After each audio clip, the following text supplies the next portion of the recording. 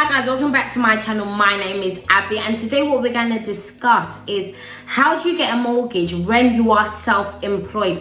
But before we get started, I want you to subscribe to my channel, turn that bell notification on so you get alerted every Wednesday at 7 p.m. when I post. So let's go.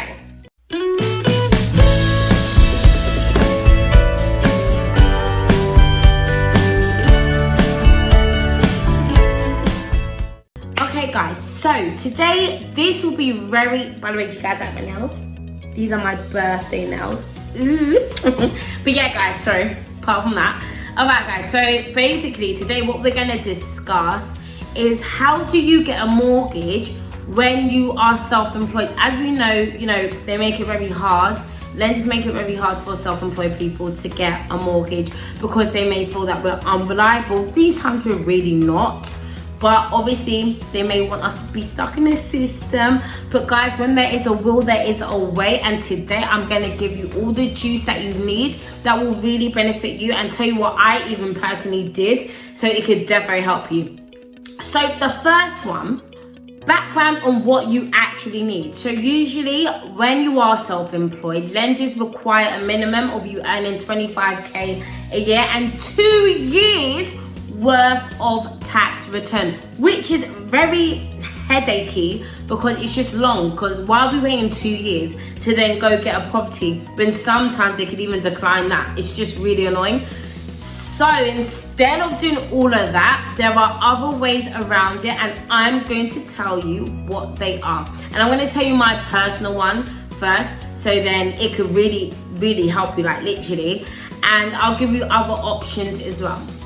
So with my situation, guys, I was actually, self-employed, still am self-employed. And so essentially what I personally did is I got my family member who had a juicy salary to be part of my property, so to be on top of that mortgage. So then all he needed was a 3-month payslip, and that was it. Easy work, done. So as you can see, when you actually have a job, you can use that as leverage, because guys, when you actually have a job, you can use that as leverage, because then all they need is 3 months pay slips. And it's so crazy because how do you actually only need 3 months pay slips when you have a job? But when you're self-employed, you have to wait a whole 2 years for them then to see tax return. Like, it just doesn't make sense, but that's just the way it is.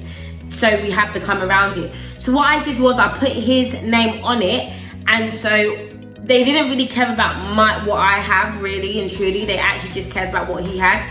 And in order for you to protect your assets, of course, because I know you might be thinking, oh my gosh, is that risky? Does that mean, this money that I've earned all goes to him, blah, blah, or her, or whatever? But no, that's not the situation. So listen, this is what you do. When you get the property, everything's all been solidified, everything's perfect, and everything's all good. What you're then going to do is you're going to go to your solicitor and you just sign a documentation just to state that you own 100% of the property. So even though your family member's on it, either way, you still own 100% of that whole property. And that, ladies and gentlemen, will be perfect for you. And that is honestly the answer of what I done. Because at first, yes, I was a bit stressed, thinking, oh my gosh, oh my gosh, oh my gosh. But praise God, I made sure I didn't stress a lot. I just tried to think outside the box, and what I did, I was able to do. And so that is how I actually got my properties. It was super helpful, just due to the free pay slips. Even though everything is all in me, that obviously it's in me and that person's name, but on documentation legally, 100% of that whole property is mine because it's been all my money.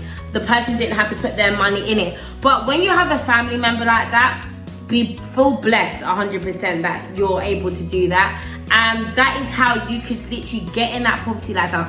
If you have the funds already that you just want to get into it. And I will also say do interest only rates as well. Because when you do 3 to 5 years of interest only rates, it basically means that you're paying the lender a certain amount, but just the interest, you're not doing the repayments. Interest only rates are super much more cheaper. But that is good because you're using the lender's money as leverage to grow your money even more. So then once that's done, then of course you can maybe remortgage or maybe go on to repayment side of things where it'll be much more higher. But that time that you use for the interest only rate, essentially you would have built that capital to then go purchase another one. Just like that. And this is why people do interest only rates when you do a buy to let. I really feel like a mortgage broker at the moment when I'm speaking. It was so good. But yeah, I'm just telling you from my experience. So I hope that was helpful.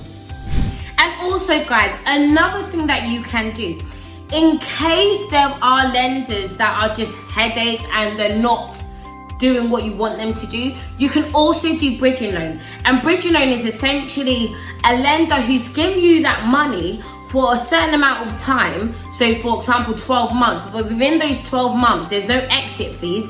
And essentially you can literally remortgage. And guys, that is called early remortgaging. So make sure you go on Google, search a lot of stuff like that up. And also I will say, make sure you don't just speak to one mortgage broker, speak to multiple. Because when I was in this situation as well, when I was just trying to find deals and see what I could do at the time, there was a whole bunch of people saying one thing, another person saying another, and I made sure I just didn't leave my eggs in one basket. I did my due diligence, and I made sure I chose the best person, mortgage broker, I would say, that worked well for me. So guys, I hope that was helpful, and I hope that clarified a lot of things. This was a short segment, but I know this would have benefited so many people, because I know that bugs you sometimes. So guys, before we end today, make sure you subscribe to my channel and turn that bell notification on.